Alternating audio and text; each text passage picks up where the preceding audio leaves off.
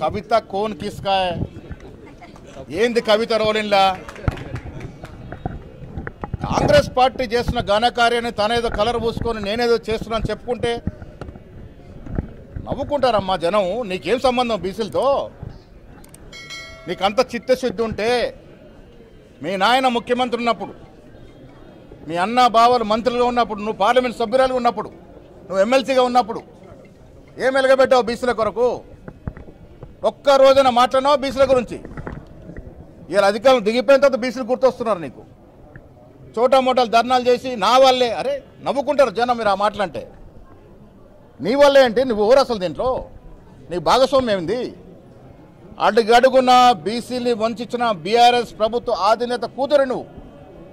ఇవాళ నువ్వు ఏదో క్లెయిమ్ చేసుకునే ప్రయత్నం చేస్తే ప్రజలు తిరస్కరిస్తారమ్మా. నీకు సంబంధం లేదు, నీకు ప్రమేయం లేదు. ఇది కాంగ్రెస్ పార్టీ ఇచ్చిన వాగ్దానం, ఇది కాంగ్రెస్ పార్టీ నిలబెట్టుకున్న వాగ్దానం. ఇలా బీఆర్ఎస్ కానీ బీజేపీకి కానీ ఏమి ప్రమేయం లేదు ఇందులో. ఇది రాహుల్ గాంధీ గారి ఎజెండా, ఇది రేవంత్ రెడ్డి గారు ఇంప్లిమెంట్ చేస్తున్నటువంటి కార్యక్రమం. ఇది కాంగ్రెస్ పార్టీ యొక్క ఈయన కథ ఎట్లున్నదంటే అమ్మకు అన్నం పెట్టాడట కానీ చిన్నమ్మకు బంగారు గాజులు చేయిస్తాను అంతేనా? కేసీఆర్ ఇచ్చిన 1,00,000 రూపాయలకే దిక్కులేదు. మీదికెళ్ళి తులం బంగారం, మీదికెళ్ళి 1 కోటి మంది ఆడపిల్లల్ని కోటీశ్వరులు చేసుడు. వారు చెప్పుడు సరే, మనం నమ్ముడు సరే అనుకోకుండా నమ్మినాం, మోసపోయినాం. ఇక ఇప్పుడు 18 నెలలు అయిపోయింది. ఇప్పుడు గోసపడుతున్నటువంటి సందర్భం మనందరం కూడా చూస్తా ఉన్నాం. అందుకే మీ అందరినీ కూడా నేను కోరుతా ఉన్నా, మనకు వాళ్ళు చెప్పిన ప్రతి ఒక్క మాట వచ్చేంత వరకు కొట్లాడితేనే వస్తుంది. తెలంగాణ రాష్ట్రం కూడా ఉట్టి ఉంటే రాలే కదా. మనం కొట్లాడినాం, రోడ్లకు ఎక్కినాం, అవసరమైన కాడ మన ఆడబిడ్డలు కూడా బతుకమ్మ ఎత్తిరు, బోనం ఎత్తిరు, మన అన్నదమ్ములందరూ కూడా ఉద్యమాలు చేసిండ్రు. విద్యార్థులు ఉస్మానియాలో అన్ని యూనివర్సిటీల ఉద్యమాలు చేస్తేనే ఇలా తెలంగాణ వచ్చింది. కాబట్టి ఇలా కాంగ్రెస్ ప్రభుత్వం ఏదైతే చెప్పిందో ఇస్తామని అది ఇవ్వకుండా తిరుగుతున్నారు. ఉల్టా పొద్దుగాలు లేస్తే సాయంత్రం దాకా ఏమంటాడు రేవంత్ రెడ్డి, కేసీఆర్ ఇట్లా కేసీఆర్ అట్లా అని కేసీఆర్ చెప్పని చేసుడు తప్పితే ఇంకొక పని అయితే ఆయన చేయడు. ఇదే పాలమూరు జిల్లాలో పాలమూరు రంగారెడ్డి ప్రాజెక్టు కట్టిరు కేసీఆర్ సార్. 90% పనులు అయిపోయినాయి. ఇంకొక 10% పనులు చేస్తే మొత్తం పాలమూరు రంగారెడ్డి జిల్లా అంతా కూడా పచ్చబడేటటువంటి అవకాశం ఉంది. కానీ అది చేయడు. అదేం చేసింది, మళ్ళా మీరు ఇచ్చిన ప్రాజెక్టు బాగలేదు నేను మారుస్తున్నా అని ఇంకోటి కొడంగల్ లిఫ్ట్ ఇరిగేషన్ స్కీమ్ అని పెట్టి, కానీ అందులో కూడా ఇప్పటిదాకా కూడా ఒక తట్టెడు మట్టి కూడా ఎత్తిపోయలేదు. కానీ ఆ కాంట్రాక్టర్లకు మాత్రం 100 కోట్లు అడ్వాన్స్ ఇచ్చినటువంటి పరిస్థితి. ఇంకా మీ అందరికీ తెలుసు, మీ కాకనూరులో కూడా వేసిరు కావచ్చు, ఇందిరమ్మ కమిటీ అని వేసిరు. ఆ ఇందిరమ్మ కమిటీలు వేసిరా మన ఊర్లో? ఎవరుంటారా ఇందిరమ్మ కమిటీలో? మొత్తం కార్యకర్తలంతా వాళ్ళే ఉంటారు కదా.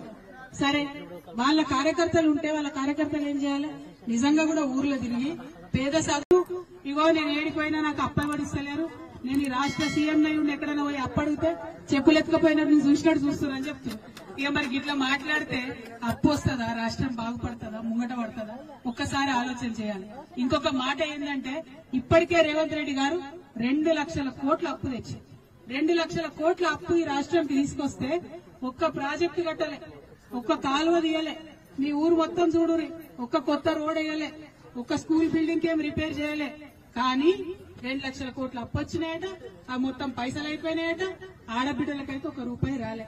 పెన్షన్ పెంచుతాన్నారు, 1 రూపాయి పెంచలే. ముసలోళ్లకు 2,000 పెన్షన్ నుంచి 4,000 ఇస్తాన్నారు, ఇంకా ఇయ్యలే. పోయిన నెల పెన్షన్ రాలే, ఈ నెల 12వ తారీఖు అవుతుంది, ఈ నెల పెన్షన్ కూడా దిక్కులేనటువంటి పరిస్థితి ఉంది. 3 నెలల నుంచి పెన్షన్ రాలేదని అక్క చెల్లెలు చెప్తున్నారు.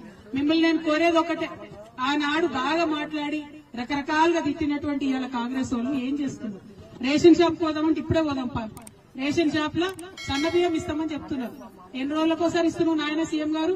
3 నెలలకు ఒకసారి తీసుకొచ్చి ఇస్తున్నావు. చిన్న చిన్న ఊర్లుంటే, చిన్న చిన్న గ్రామాలుంటే ఒక చిన్న రూమ్ లో పెట్టి రేషన్ షాప్ నడుపుతారు. 3 నెలల స్టాక్ ఒకటేసారి దించితే ఏడబెట్టుకోవాలి రేషన్ డీలర్ ఎవరికి?